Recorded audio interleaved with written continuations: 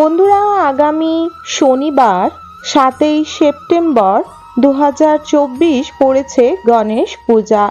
গণেশ চতুর্থীর দিন আপনারা অবশ্যই গণপতি বাপ্পাকে কিভাবে পূজা আরাধনা করবেন, যার ফলে আপনাদের ঘরে সুখ শান্তি সমৃদ্ধি বজায় থাকবে। সাথে গণেশ পুজোর দিন আপনারা চালের পাত্রে এই একটি জিনিস মিশ্রিত করে রাখলে সারা বছর অর্থ অন্নের কোনো কমি হবে না। গণেশজির আশীর্বাদে আপনাদের গৃহস্থ জীবন সর্বদাই অর্থ ও অন্নে ভরপুর থাকবে। বন্ধুরা, গণেশ পূজা প্রতিটি গৃহস্থ বাড়ি ব্যক্তিদের করা উচিত। গণেশ লক্ষ্মী পূজা ছাড়া গৃহস্থ বাড়ি অসম্পূর্ণ এবং শাস্ত্রে উল্লেখিত সর্বপ্রথম দেবদেবী হলো গণেশ ও লক্ষ্মী, যা গৃহস্থ বাড়িতে পূজা করার নিয়ম ও রীতি রয়েছে। তাই অবশ্যই গণেশ পুজো আপনাকে করতে হবে। গণেশ পুজোর দিন আপনি কিছু এমন না সামগ্রিক জোগাড় করতে পারলে সামান্য কিছু পুষ্প ও দূর্বা এবং লাড্ডু সহকারেই যদি গণপতি বাপ্পার মন ভরে পূজা অর্চনা করতে পারেন, তাহলেই আপনার ঘরে সুখ শান্তি সমৃদ্ধি বজায় থাকবে।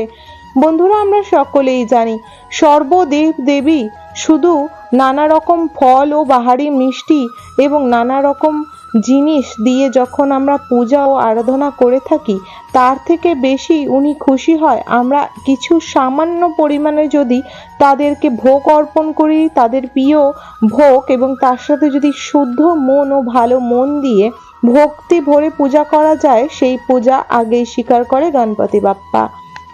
বন্ধুরা, শুক্লা পক্ষে ভাদ্র মাসে চতুর্থ তিথিতেই কিন্তু বিশেষ করে গণেশ পূজা হয়ে থাকে। বিশেষ করে হিন্দু সনাতন ধর্মে বিয়ে থেকে অন্নপ্রাশন, নানা রকম পূজা আরাধনা ও গৃহপ্রবেশ থেকে সর্বমঙ্গল ও শুভ কাজকর্মে সর্বপ্রথম পূজিত করা হয় কিন্তু গণেশ ভগবানকে। তাই গণেশ চতুর্থীর দিন আপনারা সকলে অবশ্যই গণেশজিকে পূজা করতে ভুলবেন না। কিন্তু বলা হয়েছে যারা গৃহস্থ বাড়িতে থাকেন তারা পুরো বছর কোনো দেবদেবীর পূজা অর্চনা না করতে পারলেও অবশ্যই যেন গণেশ ও লক্ষ্মী পূজাটা নিজের ঘরে অবশ্যই করে। এতে আপনার ঘরে অর্থনৈতিক উন্নতি সর্বদার জন্য বজায় থাকবে। বন্ধুরা, গণেশ চতুর্থীর দিন সকলে খুব তাড়াতাড়ি ঘুম থেকে উঠে পড়বেন। এই দিন ঘুম থেকে উঠে আপনারা কিন্তু পূজা আরাধনার কাজে লেগে পড়বেন। তার আগের দিন অবশ্যই আপনারা আপনাদের ঘরকে ভালোভাবে পরিষ্কার করে নেবেন। বন্ধুরা, ঘরের মধ্যে কোনো প্রকার ঝুল ধুলো নোংরা না থাকে। সদর দরজাকে খুব সুন্দরভাবে পরিষ্কার পরিচ্ছন্ন করে নেবেন। বিশেষ করে পরিষ্কার পরিচ্ছন্ন করে নেওয়ার পর আপনারা 21টি আম পাতার মধ্যে হলুদ ও লাল সিঁদুর বিশেষ করে গুলে যদি আপনারা আম পাতার মধ্যে স্বস্তিক অঙ্কন করে তোরণ বানিয়ে সদর দরজায় টাঙিয়ে দেন, এতে আপনার ঘরে মঙ্গল হবে। বন্ধুরা, গণেশ চতুর্থীর দিন খুব সকাল সকাল ঘুম থেকে উঠে পড়ুন। শয্যা ত্যাগ করে আপনারা বাসি বিছানায় আগে সর্বপ্রথম হাত জোড় করে ওং গণ গণপতায় ওং গণেশায় নমো নমঃ বলে আপনারা 3 বার গণপতি বাপ্পাকে প্রণাম জানান এবং বলুন যেন একটি বছর আপনাদের ঘরের উপর উনি আশীর্বাদ বর্ষিত রাখে। তারপরে স্নানাদি সেরে আপনারা সেজে গুজে সুন্দর বস্ত্র ধারণ করবেন। তারপরে আপনারা 1 ঘট জল সদর দরজায় ভালোভাবে ধুয়ে দিন। সদর দরজা পরিষ্কার পরিচ্ছন্ন করে 2 দিকে 2টি প্রদীপ প্রজ্বলিত করুন এবং তারপরে আপনারা পূজার সামগ্রীগুলি জোগাড় করে নিন। বিশেষ করে গণেশজির পূজাতে বিশেষ কিছু ফুল অতি অবশ্যই আনলে খুবই ভালো হয়, যা আপনারা সচরাচর আপনাদের বাড়ির আশেপাশে পেয়ে যাবেন। এই ফুল যদি গণপতি বাপ্পাকে নিবেদন করা যায়, বলা হয় ঘরের মধ্যে সর্বদা সুখ শান্তি সমৃদ্ধি বিরাজমান করে, সাথে অর্থের যে পথ ভাগ্য সেটি খুলে যায়। সৌভাগ্যশালী হন সেই ব্যক্তি, তার কোনোদিনও অর্থের সমস্যা হয় না। আপনারা এটাতে জানেন যারা লক্ষ্মী গণেশের সেবা আরাধনা বা ভক্ত হয়ে থাকে তাদের উপর থেকে কোনোদিনও অর্থ ও অন্নের কমি হয় না এবং সর্বদা তাদের আশীর্বাদ তাদের সাথেই থাকে।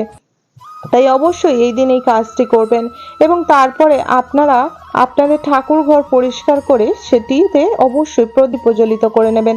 তারপরে নেবেন একটি পান পাতা, তার মধ্যে সিঁদুর ও হলুদের ফোঁটা নিয়ে নেবেন।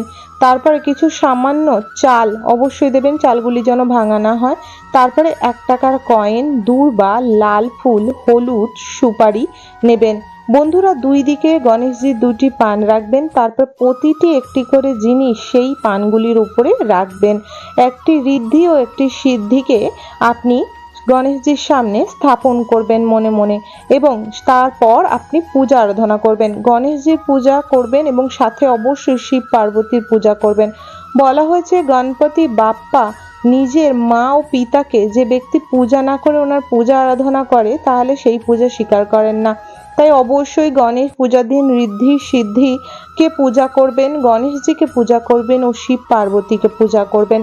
তারপরে এই দিন অবশ্যই আপনারা পূজার পর আপনারা নিজের ঘরে, রান্নাঘরে, বিশেষ করে যেখানে আপনারা চালের পাত্র থাকে সেইখানে আপনাকে এই সামগ্রিকগুলি তুলে রাখতে হবে। বন্ধুরা, সর্বপ্রথম বলছি কি সামগ্রিকগুলি। ঋদ্ধি সিদ্ধিকে যে স্থাপন করলেন সেই ঋদ্ধি সিদ্ধিকে আপনারা পূজার পর, চতুর্থী ছাড়ার পর আপনার কিন্তু একটি লাল কাপড়ের মধ্যে বিশেষ করে সুপারি, পানটা ফেলে দিয়ে 1 টাকার কয়েন, চাল, হলুদটি, যে হলুদটি নেবেন সেটি কিন্তু গুঁড়ো হলুদের তিলকের সাথে আপনাকে একটি করে গোটা হলুদ দিতে হবে। সেইটি গিট বেঁধে চালের পাত্রে রাখবেন। এতে আপনার ঘরে সর্বদা অর্থ ও অন্ন বজায় থাকবে। বন্ধুরা, এই দিন আকন্দ, হলুদ রঙের ফুল ও লাল ফুল, লাল জবা অতি পছন্দ বলা হয়েছে গণপতি মহারাজকে। গণেশজির বিশেষ করে আকন্দ ফুল অনেক পছন্দ। আকন্দ ফুলের শিকড়ে ওনার নিবাস, তাই অবশ্যই আকন্দ ফুলের মালা, আকন্দ ফুল ওনাকে অবশ্যই নিবেদন করবেন। জবা ফুল, হলুদ রঙের ফুল ওনাকে অবশ্যই অর্পণ করবেন। এই দিন অবশ্যই কর্পূর সহকারে ওনার আরতি করবেন। ওনার ভোগ স্বরূপ উনি লাড্ডু, নাড়ু, মোদক খেতে অতি পছন্দ করেন, তাই মিষ্টি ভোগে অবশ্যই নাড়ু, লাড্ডু ও মোদক রাখার চেষ্টা করবেন। বন্ধুরা, মোদক এখন মিষ্টির দোকানেও তৈরি হচ্ছে এবং পুজো করার জন্য বিক্রিও হচ্ছে, কিন্তু মোদক আপনারা ঘরেও তৈরি করে নিতে পারেন। বিশেষ করে গণপতি বাপ্পার পূজা যেটি ছাড়া অসম্পূর্ণ সেটি হলো দূর্বা। অবশ্যই এই দিন 108টি দূর্বা বা 21টি দূর্বা বা 9টি দূর্বা অবশ্যই অর্পণ করবেন গণপতি মহারাজকে। ফলস্বরূপ এই দিন অবশ্যই নারকেল ও আখ অবশ্যই অর্পণ করবেন, যেটি অতি পছন্দ করে থাকেন। এই দিন পঞ্চপ্রদীপ, কর্পূর সহকারে আরতি করবেন। ধূপ, ধুনা ও শঙ্খধ্বনি অবশ্যই দেবেন।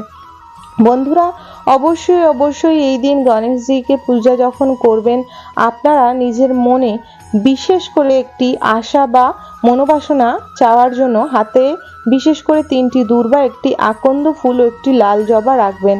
মনোবাসনা চাওয়ার পর 3 বার ওং গণ গণপতং গণেশায় নমো নমঃ, ওং গণ গণপতং গণেশায় নমো নমঃ, ওং গণ গণপতং গণেশায় নমো নমঃ এই মন্ত্রটি বলে ওনার চরণে দেবেন নিজের মনোবাসনা বলে। আশা রাখবো বন্ধুরা আজকের ভিডিও তথ্যটি আপনাদের ভালো লেগেছে। যদি ভালো লেগে থাকে অবশ্যই একটি লাইক করবেন, কমেন্ট বক্সে ওং গণ গণপতং গণেশায় নমো নমঃ লিখে দেবেন। অবশ্যই জয় গণেশের জয় লিখবেন, জয় মাতা পার্বতী, জয় বাবা মহাদেব অবশ্যই লিখবেন। গণপতি বাপ্পার আশীর্বাদে আপনাদের ঘরে সর্বদা সুখ, শান্তি, সমৃদ্ধি বজায় থাকুক। হরে কৃষ্ণা, রাধে রাধে, ওং গণেশায় নমো নমঃ।